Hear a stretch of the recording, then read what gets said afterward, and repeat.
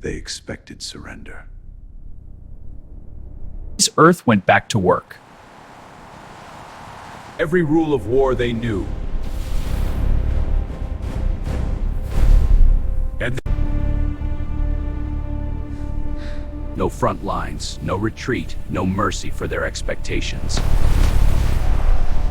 They searched for a command structure. These maps have no center point. The reports are empty. Nothing. There wasn't one.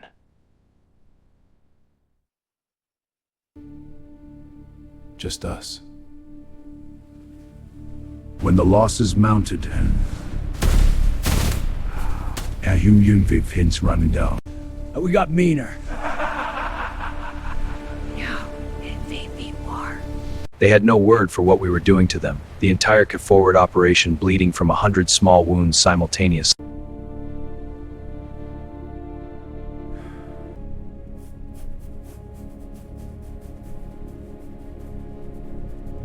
For a species that had survived itself. The ship was the size of a small moon. That was not a metaphor. The Cathara flagship Sovereign of Ash measured 11 kilometers from bow to stern, and when it dropped out of faster-than-light travel above Earth's orbit, it blotted out a portion of the Pacific from shadow alone. Ships like that were not built for war. They were built to end wars before they started. One look, one shadow, and most species began drafting their surrender terms. Earth looked up. Earth went back to work. That was the first wrong thing. Fleet Admiral Sorenket stood at the observation window of his command deck and watched the blue-green planet below him with something close to professional appreciation. It was a beautiful world, water-rich, temperate, exactly the kind of planet the Cathara expansion needed, and exactly the kind of planet the Cathara expansion took, cleanly, efficiently, and with minimal fuss from species who understood the arithmetic. The arithmetic was simple. Cathara fleet, Cathara numbers, Cathara technology. On one side of the scale, everything else on the other.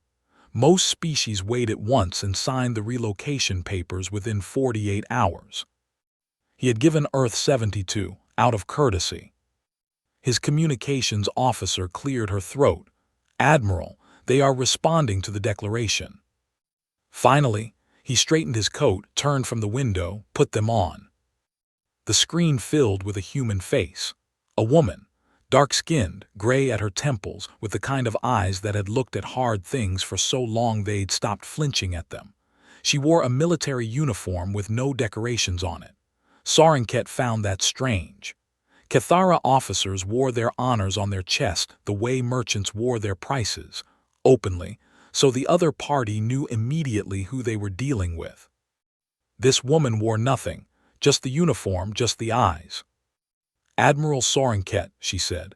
Her translator rendered his name in clean, flat Cathara. "I'm General Asham Maida, United Earth Defense Council." "General," he dipped his head.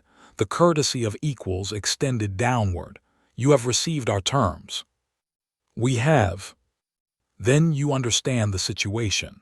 He let a breath of space sit in the transmission, the comfortable weight of inevitability. The Cathara expansion is prepared to offer. "We're not signing," she said. He blinked.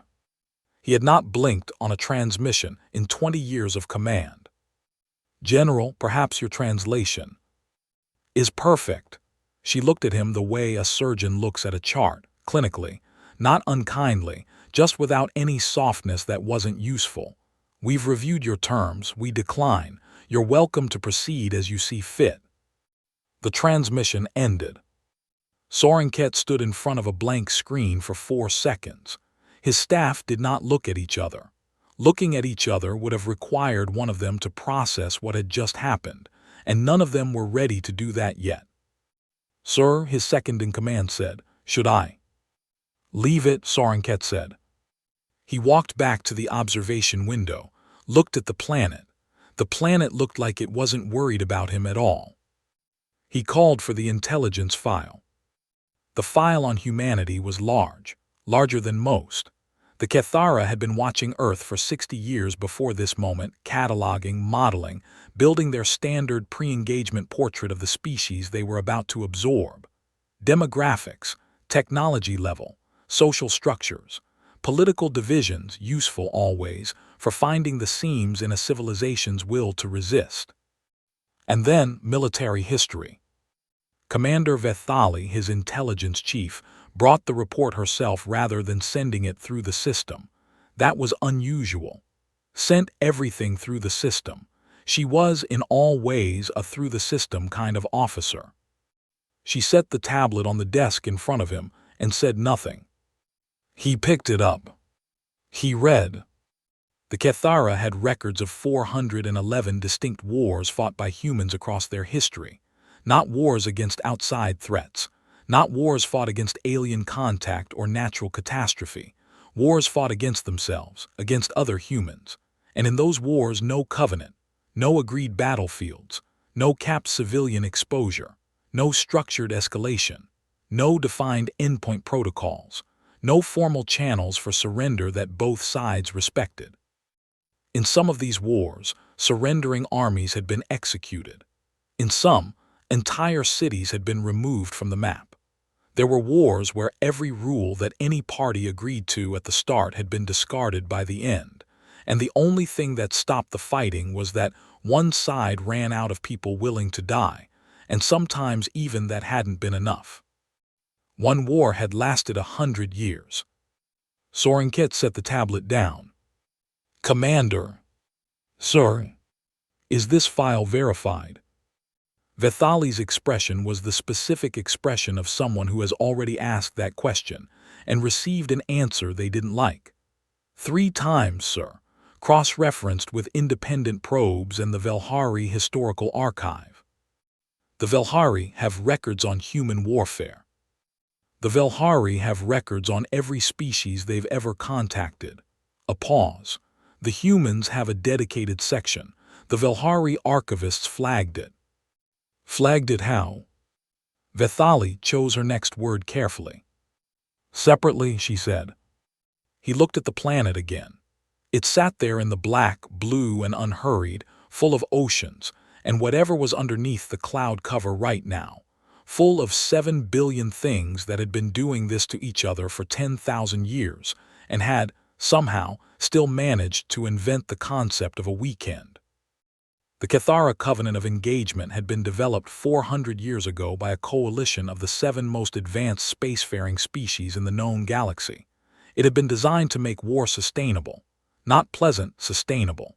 You fought in designated zones. You capped your losses at mutually agreed thresholds. You escalated in steps both sides understood.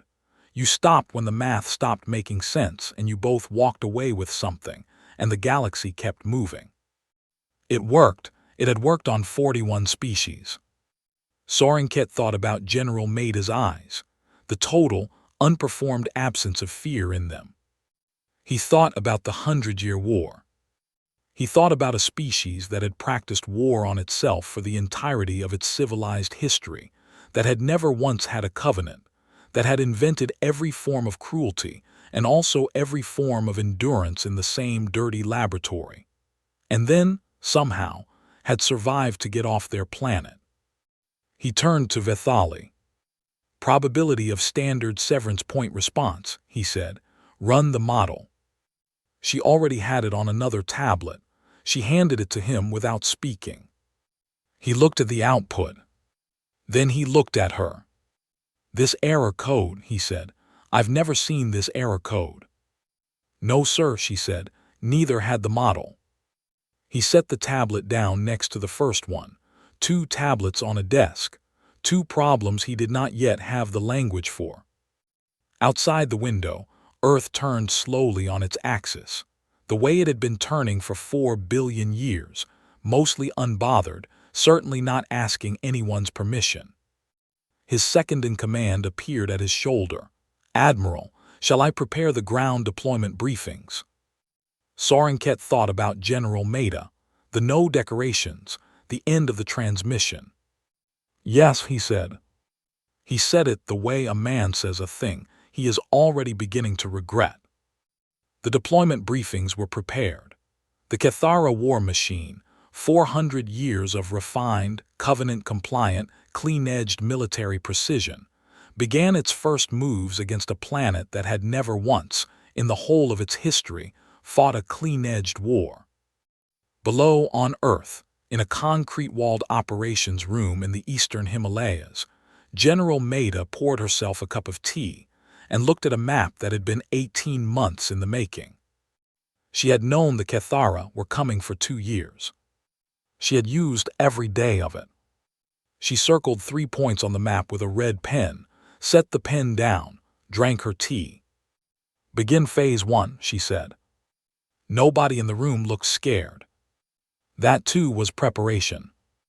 They had not yet understood that humans didn't learn war from the Covenant. Humans invented it.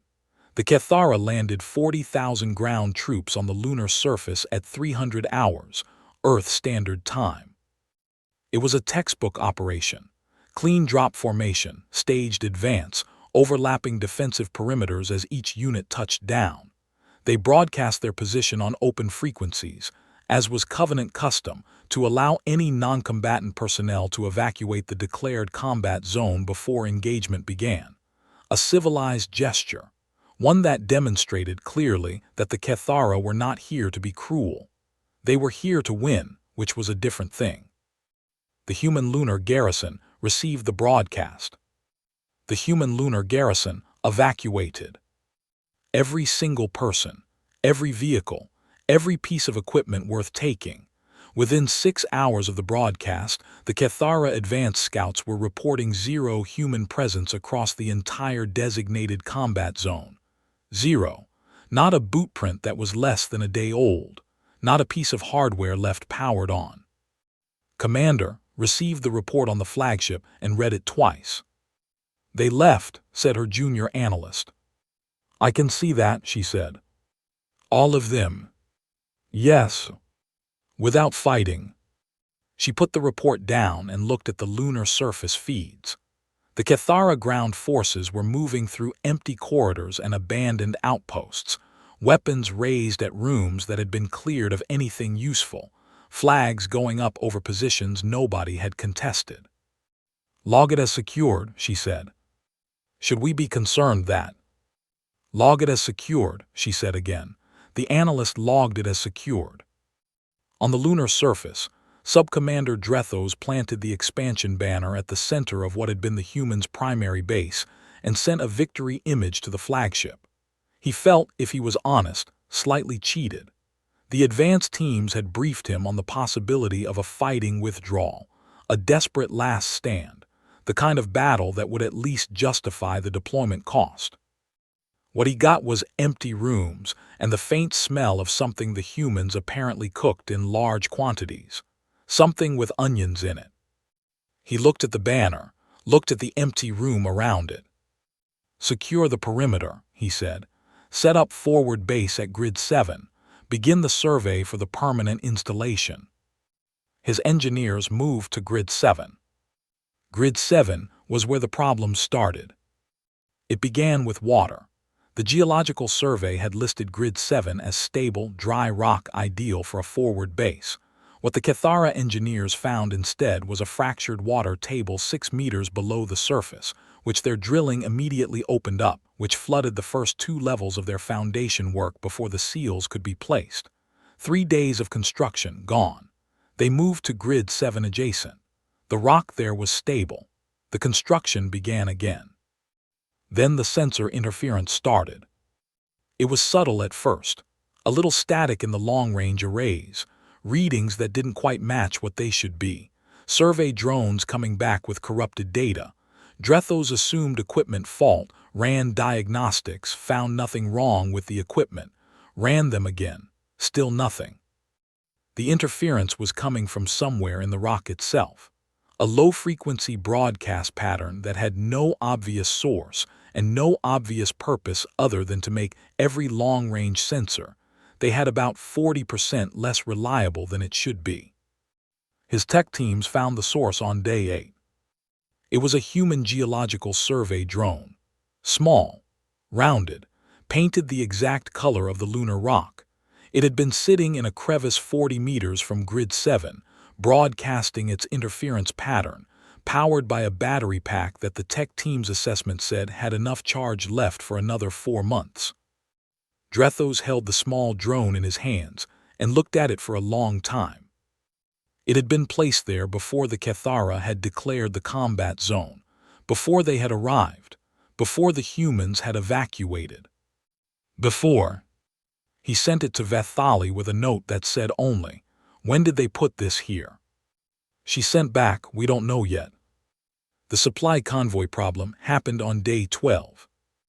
The convoy, 12 vehicles, essential equipment and rations for the growing forward base, took the primary route from the landing pad to Grid 7.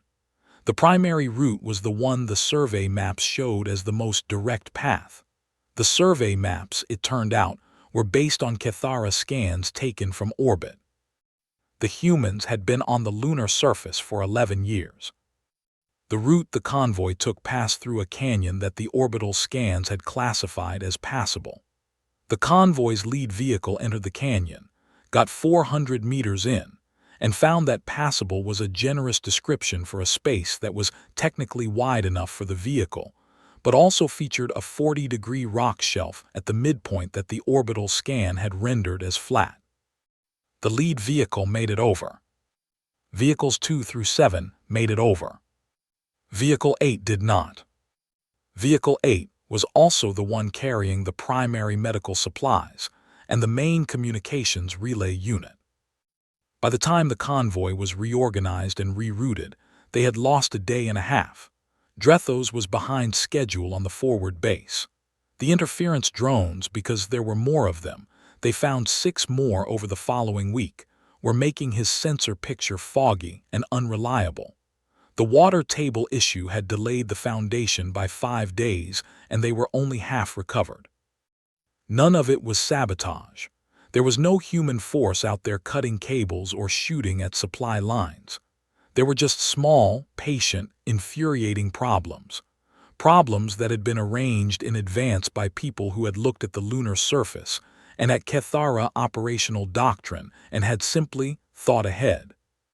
On a ridge 43 kilometers from Grid 7, Captain Dmitry Volkov watched the Cathara forward base construction through a long-range scope and smoked. His platoon was 39 people. They had been on this ridge for 6 days without a proper sleep rotation because there wasn't enough of them to run one. They had eaten cold rations for 6 days because a fire would have been visible. Nobody had complained about the cold rations. Volkov had worked with people who would have complained. He had specifically not brought those people. "Sir," said his comms officer, a young woman named Tors who had the particular gift of sounding completely calm regardless of circumstances.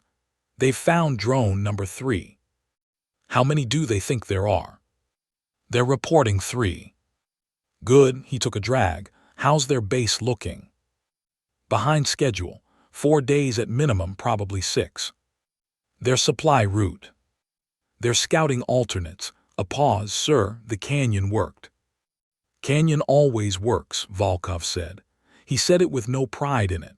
Just the flat satisfaction of a man who had stood in that canyon for 2 hours 6 weeks ago, looking at the rock shelf and had thought, "Yeah, that'll do it." His radio operator, a barrel-shaped man named Kowalski who had been doing this for 15 years and had the 1,000-yard stare to prove it, leaned over. "They're going to figure out the water table was touched." "Probably," Volkov said.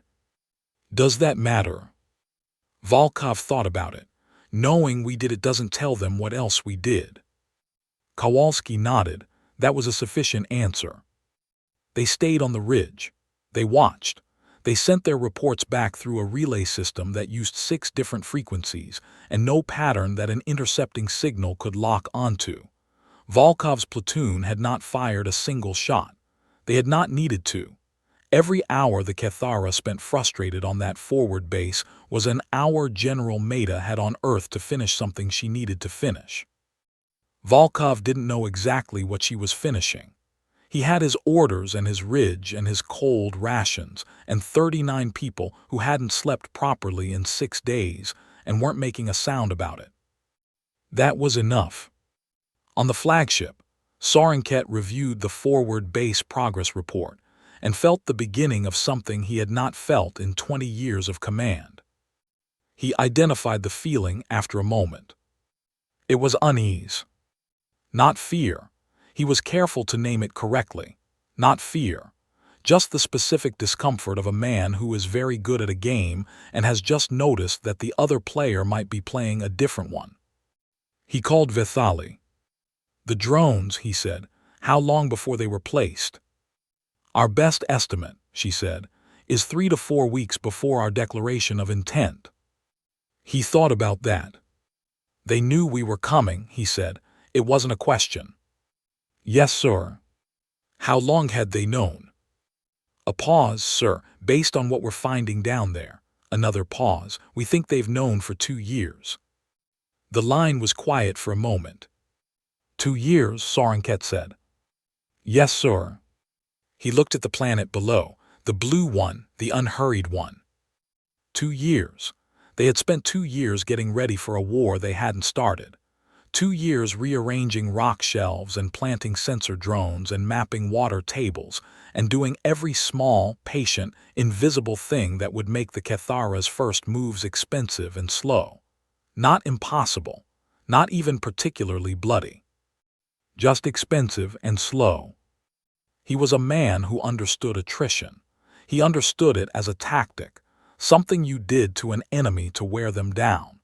He had never before been on the receiving end of a species that seemed to understand attrition the way they understood breathing. Like it was just the natural state of things.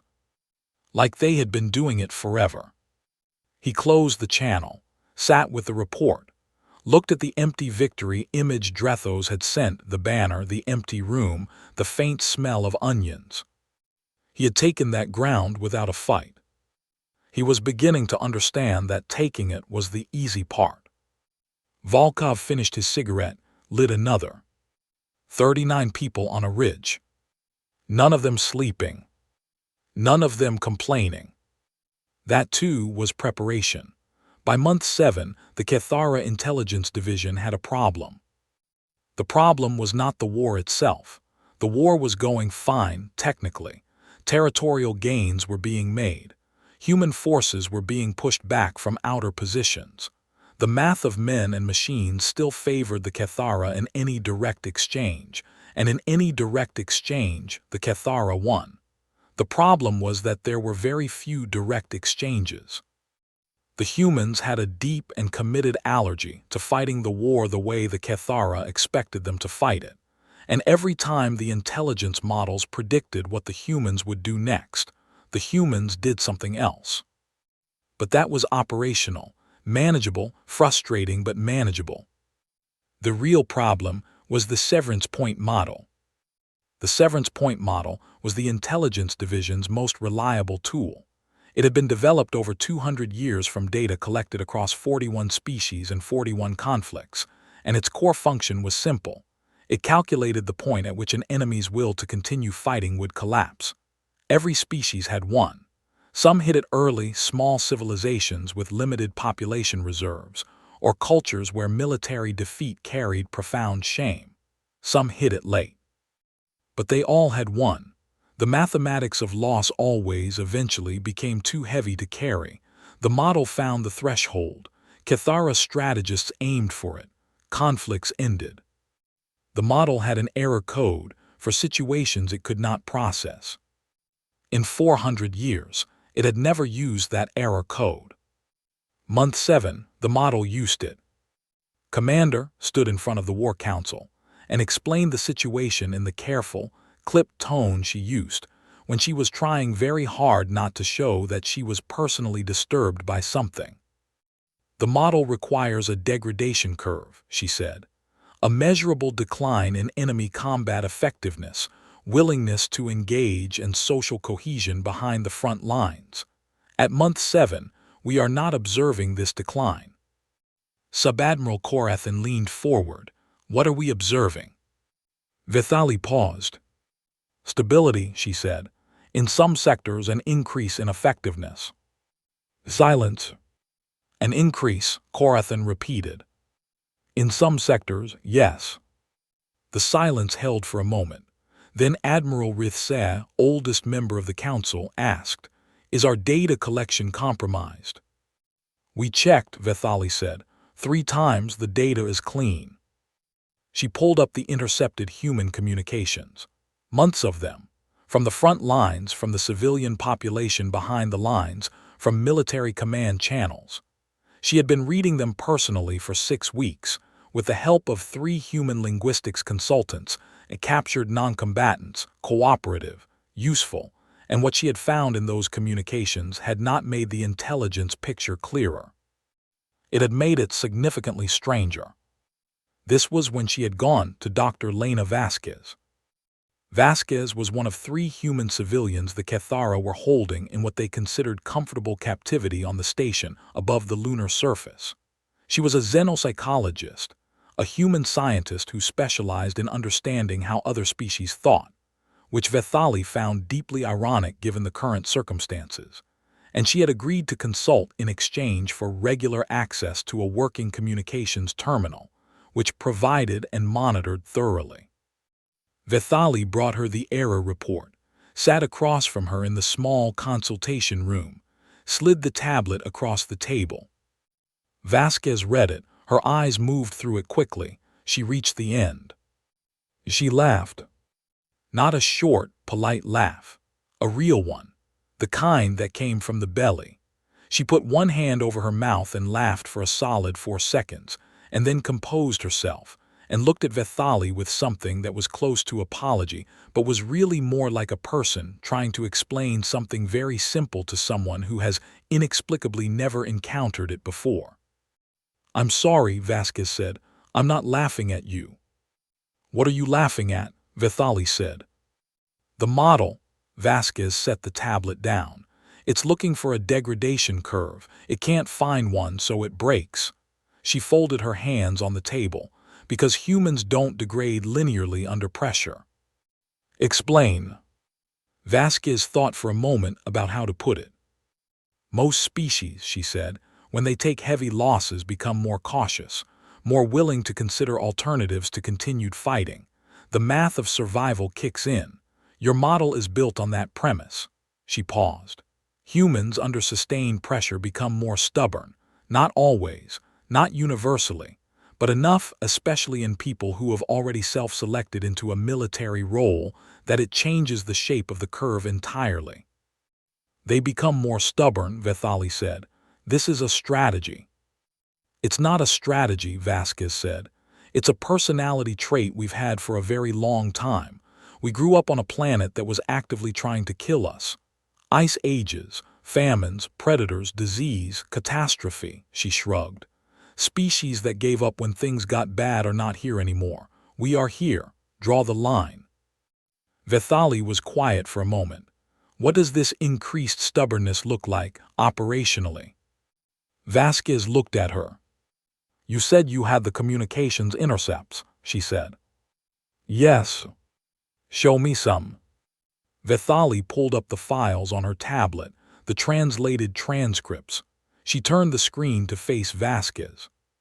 Vasquez read through them. Her expression moved through several things: fondness, recognition, something that might have been homesickness. "Okay," she said.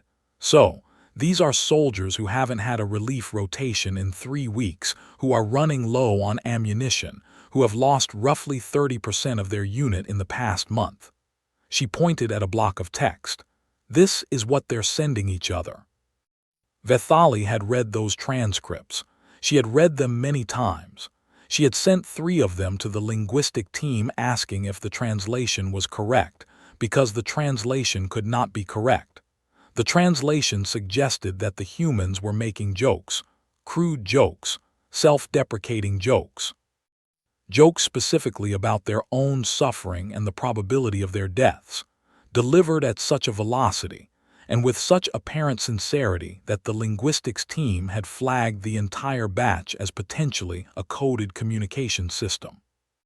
It was not a coded communication system. Why, Vethali said carefully, are they making jokes? Vasquez looked at her with patient eyes. Why do you think? I don't understand it. Because they can't fix the situation, Vasquez said. They can't make the ammunition appear or the relief rotation arrive or the 30% of their people come back. They can't change any of it. So they do the one thing that's still available to them. They make the thing that's trying to break them into something they can laugh at. Because if you can laugh at it, it's not fully winning. That is not rational, Vethali said. No, Vasquez agreed. It works anyway. Vethali went back to the communications. One message in particular she had flagged. A soldier, Callsign Nightbird, rank not specified, who had been selected for a supply run that the intelligence division had classified as essentially suicidal. A solo vehicle, no escort, through heavily monitored Cathara territory, carrying medical supplies to a cut-off human unit. The soldier's final transmission before the run was 4 words. Elmau wish me luck. The soldier had completed the run, delivered the supplies, made it back. Vethali had read that transmission 17 times. She still did not have a framework for it. She pulled up the other intercepts, the ones from the civilian population on Earth, the ones that had confused the intelligence division most because they weren't communications between soldiers, they were between ordinary people, workers, families, people who had no military role and had no reason to adopt military psychology. The pattern was the same.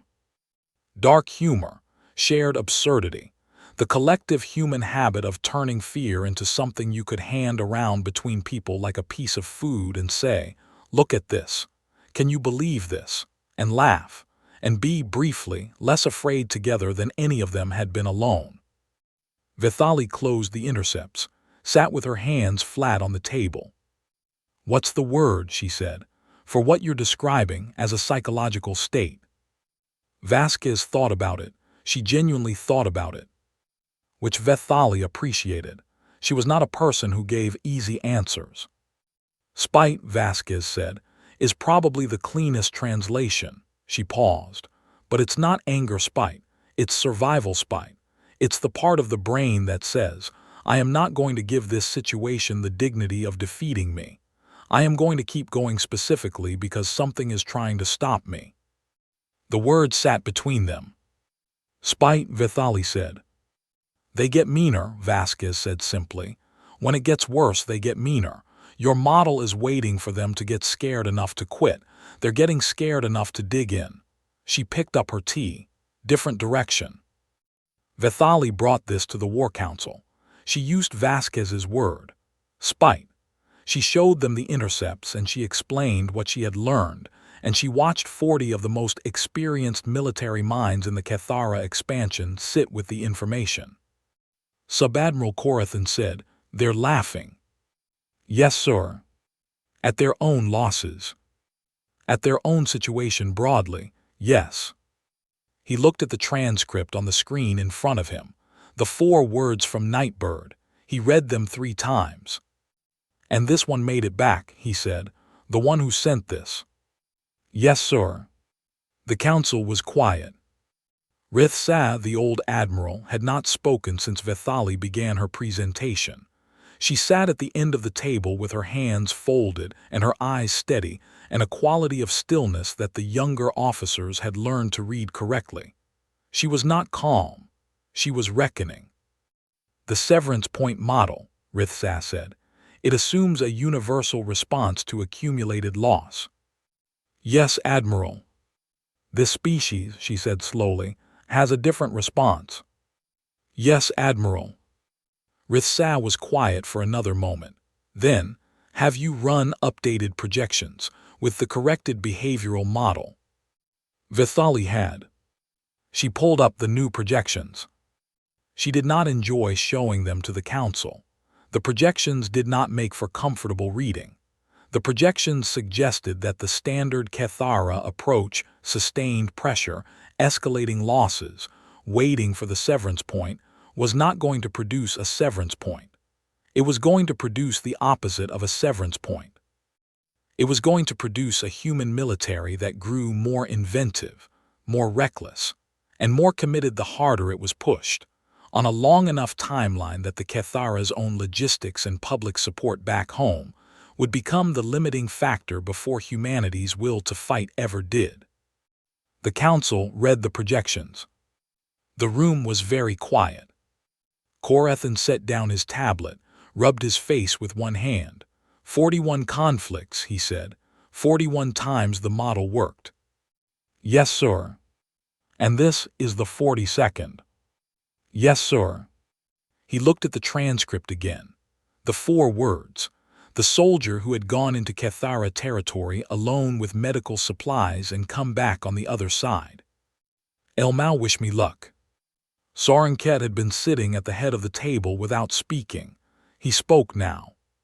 Find me a different approach, he said, something that doesn't rely on breaking their morale. Vethali nodded. She did not tell him that she had already checked, that she had already searched every covenant-compliant strategic doctrine in the Cathara military archive for an approach that worked against an enemy whose morale could not be broken. She had not found one. Sorenket had fought 40 species. None of them had laughed at him. He was beginning to find it less funny than they did. Month 14. By month 14, the Cathara had taken significant territory. Outer orbital installations, 2 of the 3 human deep space listening posts, the majority of the lunar surface, and a stretch of Martian lowland that the expansion planners had already begun drawing up settlement schematics for. On paper, on the clean, official paper of Fleet Command reports and expansion ministry briefings, the war was going well. In the field, the war was a different shape entirely. Subcommander Drethos, who had planted the victory banner in an empty room 14 months ago and felt cheated about it then, would have laughed at his past self if he had the energy. He didn't have the energy. He had 3 hours of sleep in the last 2 days, a forward base that kept developing new and creative infrastructure problems, and a growing suspicion, the kind that settled into the chest like bad weather, that every position he held was costing him more to hold than it had cost the humans to give up. Every corridor the Cathara pushed through had been cleared before they arrived. Every installation they took had been stripped of anything genuinely useful. Every piece of ground they planted a flag on immediately became expensive, a drain on supply lines that were getting longer and thinner, a position that required soldiers to hold, soldiers who were pulling attention away from other positions, positions that connected to other positions in a web of logistics that the humans seemed to have spent a great deal of time making as irritating as possible. He sent a report to Fleet Command. He used the word unsustainable. He used it 3 times because he suspected once would not be enough. Fleet Command sent back a report that used the word progress 7 times. He put the report in a drawer. On Earth, in the Himalayan operations room, General Maida was looking at a different map now. 18 months ago, the map had been projections and plans. Now it was live. It was real. It was covered in small colored markers that each represented a human unit somewhere in the contested zones, and the markers were moving constantly, shifting and splitting and regrouping in patterns that no Cathara orbital scan had managed to resolve into a coherent picture of where the human military actually was. Because there was no coherent picture, that was the point. Colonel Akafer, she said. Colonel James Akafer stepped forward. He was a lean, very quiet man who had spent 12 years in a special operations unit that did not officially exist, and he had the particular quality of extremely dangerous people who have no need to perform dangerousness. He was here because Maida had called him, and he was here with 400 soldiers from the 9th Asymmetric Division, and Maida had been waiting 14 months for the moment to use them properly. That moment was now. You've reviewed the latest Cathara positions, she said. Yes, ma'am. Their supply lines. Yes, ma'am. Their command relay structure. Yes, ma'am. She looked at him. Tell me what you see. Akafir looked at the map. He looked at it the way a person looks at a thing they have been looking at for a very long time and know from every angle. They're holding a lot of ground, he said, more than they can hold comfortably. Their supply lines are long. Their relay points are clustered, efficient, but brittle. They're fighting a conventional war against an opponent who stopped fighting a conventional war on day one. A pause. They're still waiting for us to form a front line. And we're not going to, Maida said. No, ma'am. Brief your people. Akafir's briefing to the Ninth happened that afternoon in a hangar that smelled of cold metal and machine oil. He stood in front of 400 people who had been training for this specific operation for 18 months and gave them 3 sentences. They expect fronts, he said. They expect retreat lines. We're going to give them weather. Nobody asked what that meant. They had trained for 18 months. They knew what it meant. They moved out in cells, 12 people per cell, 33 cells total, each one a complete self-sustaining unit, its own medic, its own communications, its own supply chain that was light enough to move with the cell and local enough that it didn't depend on a hub that could be hit. Each cell had an objective. Each cell had 2 alternate objectives if the first became unreachable. No 2 cells communicated on the same frequency twice. No cell reported to a centralized command point that a Cathara signals team could triangulate and destroy. There was no head. That was the doctrine. That was the thing the Cathara didn't have a word for. Not the tactics themselves. They had words for small units and independent operations and hit-and-run strikes. All of those words were insults. Words that described what a losing army did when it was desperate, when it had given up on fighting properly and was scratching around in the dirt trying to delay the inevitable. The Cathara did not have a word for those tactics chosen deliberately, chosen as the primary doctrine from the very first day by a military that was entirely capable of building front lines and command structures and conventional supply chains, and had looked at all of those options and said, no, we're not doing that. We're going to do this instead. The 9th Asymmetric Division did not take ground. They poisoned it. Cell 7 hit a Cathara relay station in the Martian lowlands. Not with explosives. Explosives made a signature, a blast pattern that said we were here and we came from this direction. Cell 7 used a piece of hardware that looked like a rock and broadcast a narrowband signal that told every Cathara system within 2 kilometers that it was looking at empty space. The relay station kept working. It just stopped seeing about 20% of what it should have been seeing, in a pattern so subtle that it took 16 days for the Cathara signals team to identify it as interference rather than equipment fault. Cell 19 found the primary supply convoy route between the Cathara lunar hub and their Martian positions and did nothing to it at all. They mapped it. They sent the map to Cell 22, which used it to identify 3 points where the rock above the route was fractured in ways that wouldn't cause a collapse on their own, but would cause a very significant collapse if somebody put a very small charge in a very specific place. Cell 22 put the charges in. The charges sat there for 11 days. When the convoy came through, 2 of them went off. Nobody was killed. The route was blocked for 6 days while the Cathara engineering teams cleared it.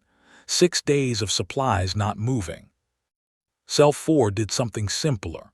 They found a water reclamation unit at a Cathara forward installation, not their main supply, just a secondary system, and replaced one component with an identical component that was 1 millimeter out of specification. The system kept running. It ran at 91% efficiency instead of 100%. It was not a dramatic failure. It was a slow, quiet drain that no maintenance check would catch without a full component breakdown. And nobody runs a full component breakdown on a secondary water system in the middle of an active campaign. None of this was glorious. None of it made for a good broadcast. There was no charging line, no high ground captured, no flag planted anywhere. There was just a vast Cathara military machine that kept finding that every hour was slightly more expensive than the hour before it, in ways too small and too varied, and too distributed to address cleanly. Weather, Akefer had said weather. Weather doesn't attack you. You can't shoot at weather. You can't outflank it or cut off its supply line or kill its commander. You just endure it and it keeps costing you, and eventually you start asking whether what you're doing is worth what it's costing. Drethos, in his forward base on the lunar surface, was asking that question in the privacy of his own head every day now. He was not the only one. Sorenket filed a formal complaint with the Velhari Covenant Mediation Office in month 15. He argued that the human military was fighting outside the acceptable parameters of the Covenant of Engagement.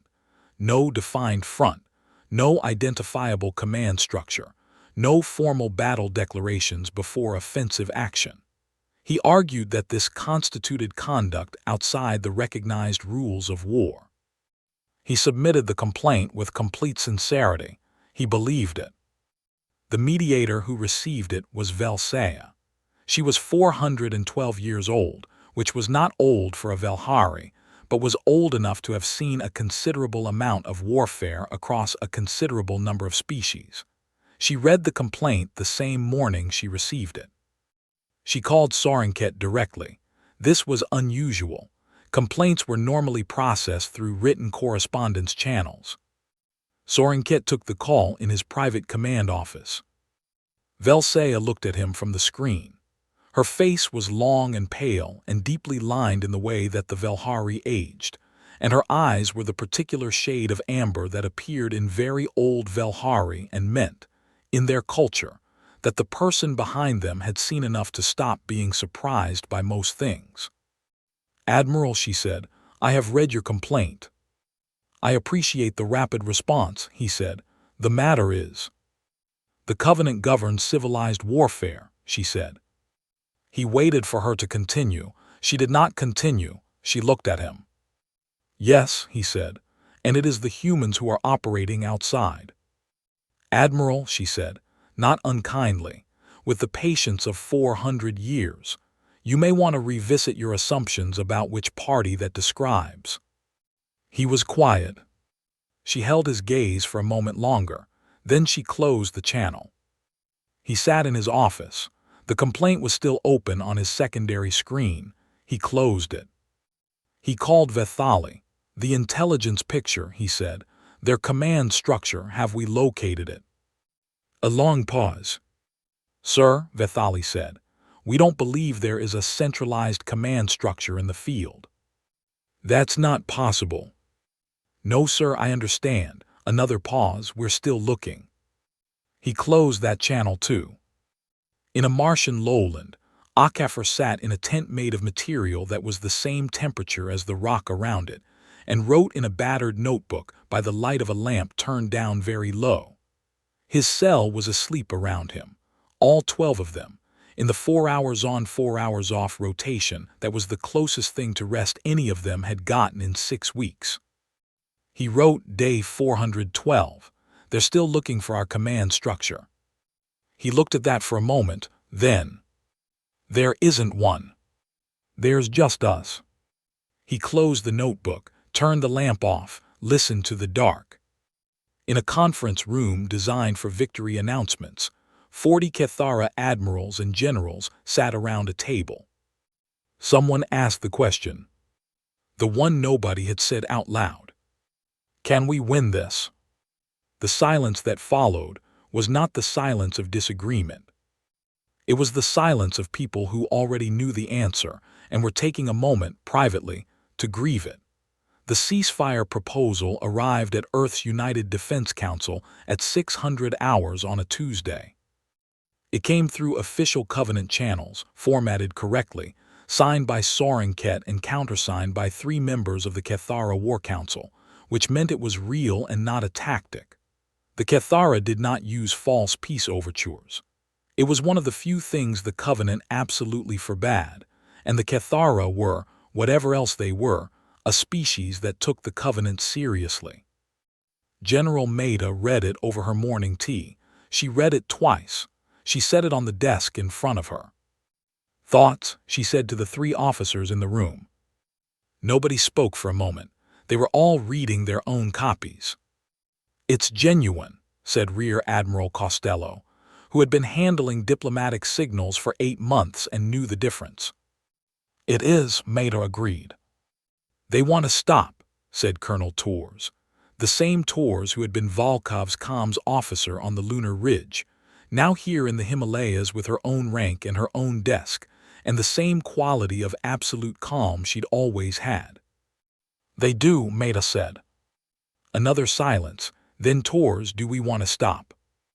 Maida thought about it, not because she didn't know the answer, because it was the right kind of question to think about out loud in front of people who needed to see her think. "We're winning," Costello said, "tactically, strategically. The 9th has their supply lines bleeding. Their forward positions are getting more expensive every month if we push." Maida said. Costello looked at her. "Ma'am." "If we push," Maida said, "they absorb the push and they come back in 5 years with a different approach and twice the resentment, and we do this again." She drank her tea. "Or we stop here on terms we can live with and we don't." She picked up the Kethara proposal. "Read the terms again." "Draft and acceptance," she said. "Unconditional, no counterterms floated." Costello blinked. "Ma'am, we could negotiate. Given our position, we could extract." "Draft the acceptance," she said, not sharply, just finally. He drafted it. The neutral ground was a Velhari station, clean, sparse, built for function rather than impression. And the conference room where they met was a plain rectangle with a table in the middle, and chairs on both sides and no flags or symbols of any kind, because the Velhari were deeply serious about the optics of neutrality. Sorenket arrived first. He had not slept well in weeks. He was dressed precisely, every detail of his uniform correct, because the details he could control he would control, and everything else he would face as it came. He sat on one side of the table. His negotiating team, 2 admirals, a covenant specialist, a senior minister from the expansion office, arranged themselves around him. He had prepared for this the way he prepared for everything, thoroughly. He had scenarios mapped. He knew what Maida would push for and what she would accept and where the lines were. He knew how to navigate a post-conflict negotiation. He had done it 4 times. He was good at it. Maida came in, 2 officers behind her. She sat down across from him and nodded once. The same nod she'd given at the very start, over the transmission, the one that wasn't deference and wasn't aggression, and wasn't anything except the acknowledgement that they were both in the same room and they both knew why. She opened the folder in front of her, slid a single document across the table. He picked it up. He read it. He read it again. He looked at her. "These are your terms," he said. "Yes." He looked at the document. The reparations were scaled fair to both economies, punishing to neither. The territorial questions were resolved with a boundary that was defensible for Earth and not humiliating for the Kethara. There were no permanent restrictions on Kethara military capacity. There was a framework for future contact and trade. The whole thing was, by any reasonable standard, significantly more generous than the Kethara's position warranted. "This is what you want," he said. He wasn't accusing her of anything. He genuinely needed to verify. "Yes," she said. "You could ask for more." He said it flatly, a statement of fact. "Given the current situation, the position of our supply lines, the status of our forward bases, you could." "I know," she said. He looked at the document. Why? It was not a negotiating question. He had stopped negotiating when he'd seen the terms. It was a genuine question, the question of a man who has spent his career understanding warfare and is looking at something he does not understand. Maida looked at him for a moment, the same eyes she'd had on the first transmission, the ones that had been looking at hard things for a long time. "Because we've been doing this for 10,000 years," she said. Wars like this one, or worse, against each other mostly. A pause. We know what happens when the winning side makes the terms hurt. We know what it grows into. She tapped the document. This is the version where you and I make a decision and it actually sticks. The other version, you go home burning and you come back different and we do this again and nobody benefits. She pushed the document slightly closer to him. Sign it. He looked at it, at her, at the document again. He signed it. The post-signing debrief happened in a room on the Velhari station that the Kethara had been given for their private use. Sorenket sat at one end of a long table. His war council members and senior intelligence staff filled the chairs. Vethali presented the final analysis. She had been working on it for 2 months. She had been honest with herself while working on it, which was harder than it sounded, because honesty in a loss analysis required looking at the places where you were wrong and understanding not just that you were wrong, but why the wrongness felt right at the time. She stood at the head of the table and spoke for 40 minutes. She covered the tactical failures, the supply line problems, the sensor interference operations, the asymmetric division and what she now called the diffuse doctrine, a term she had invented because the Kethara language genuinely did not have a word for it. She covered the severance point failure and what it meant about the model's foundational assumptions. Then she covered the deeper thing. We believed, she said, that the pattern of the covenant was universal, that every rational military structure would, given time, converge on similar principles, defined engagements, recognized escalation, the logic of sustainable conflict. She looked around the table. We treated deviations from that pattern as primitive, as the behavior of species that hadn't developed far enough to fight properly. A pause. We were wrong. Korathan, who had commanded the Second Fleet, said, "They fought without honor." Looked at him. "That is the interpretation I want to examine," she said carefully, "because I've spent 2 months looking at the human military record, and I don't think the evidence supports it." He frowned. They had no front lines, no battle declarations, no. They had their wounded attended to, she said. Their prisoners were kept alive and in reasonable conditions. I was in their custody for 3 weeks before this station, and I can confirm the conditions were fair. They targeted supply infrastructure, not civilian populations. They used asymmetric methods, yes, but they applied them within limits. She let that sit. They didn't fight without honor. They fought with a different definition of it. The room was quiet. Their honor, she continued, is in the survival, not in the method. They decided at some point in their history that the method was a variable and the survival was the constant, everything in service of surviving. And if surviving meant fighting ugly, they fought ugly. And they did not apologize for it. And they did not consider it shameful. Rithsah, who had said almost nothing through the entire debrief, spoke. And the terms, she said, the ones she offered, why? Because they've done this before, Vethali said. Not with us, with each other. 10,000 years of practice. They know what generous terms buy and what punishing terms cost because they've been on both sides of it many times. She folded her hands. They are not being noble, they are being experienced. The room sat with that. Sorenket had not spoken through the debrief. He spoke now. The error code, he said. The severance point model, what do we do with it?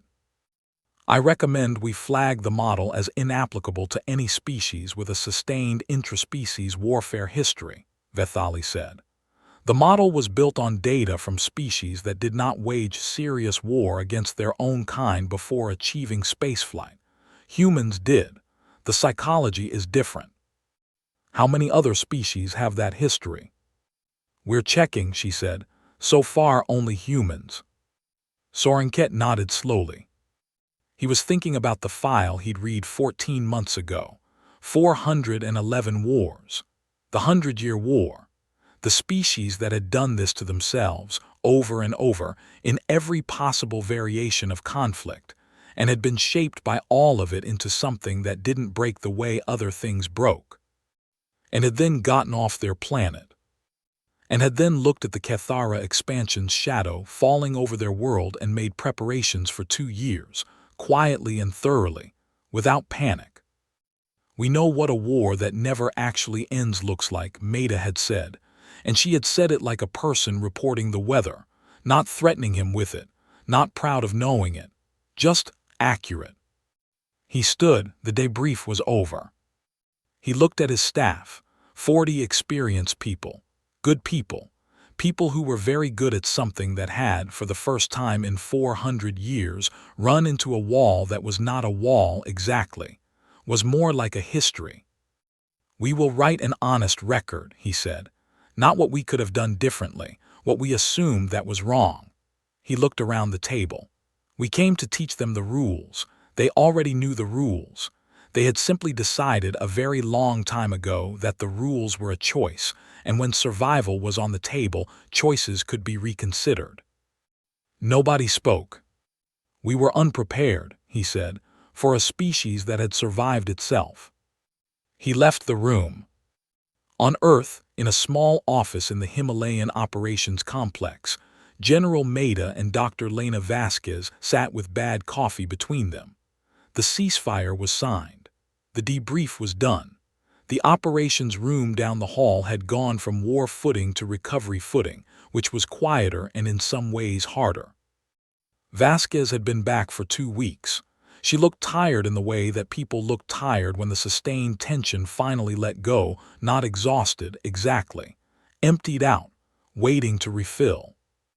They thought spite was a weakness, Vasquez said. She was looking out the window. The intelligence team, when they finally understood what they were seeing in the intercepts, a pause. That was their analysis, that we were being irrational, defective. Maida drank her coffee. Everyone does, she said. Vasquez looked at her. Does it ever stop working?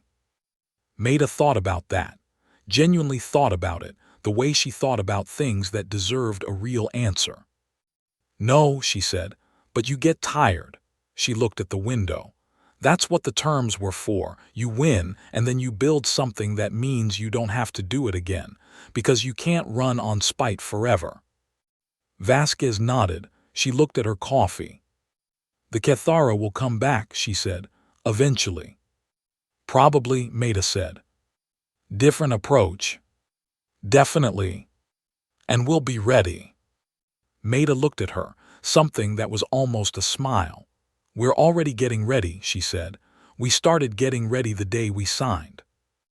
Vasquez laughed, not the belly laugh from the consultation room, something quieter, more tired, real. Outside, Earth turned, unhurried, 4 billion years of practice. Turning through the dark. Still here. Sorenket's final log entry, written on the journey home. We came to teach them the rules. They already knew the rules. They had simply decided long ago that the rules were someone else's problem. We were unprepared for a species that had survived itself. We will not make that mistake again. I don't think it will matter,